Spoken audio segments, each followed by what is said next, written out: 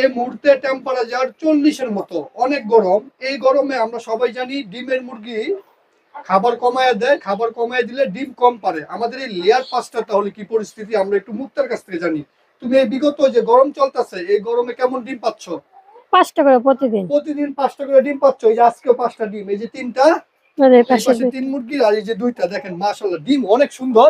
তো তুমি কি এমন কাজ করলা যে এই মুরগি খাবার ঠিক মতো খাচ্ছে, 5টা ডিমও পারতেছে, বলো আমাকে। ফজরের আজান দেওয়ার সাথে সাথে সাথে আইসা পরে মুরগি এই 5টারে খাবার পানি দিয়া যাইয়া নামাজ পড়ে আইসা পরে আমাদের লেয়ারে খাবার পানি দিই। আচ্ছা, খুব সহজ নিয়ম বলে দেই। এ মুক্তা ফজরের নামাজের আজান দেওয়ার সাথে সাথে চলে আসে। ওই সময় ঠান্ডা পরিবেশ থাকে, ঠান্ডায় মানে এই ভোর থেকে সকাল 10টা পর্যন্ত যে ঠান্ডা সময়, ওই সময়ে যতটুকু সম্ভব এদেরকে খাবারটা খাওয়ায় ফেলায়। মানে 60 থেকে 70% খাবার ওই ঠান্ডায় আপনারা খাওয়াই দিবেন।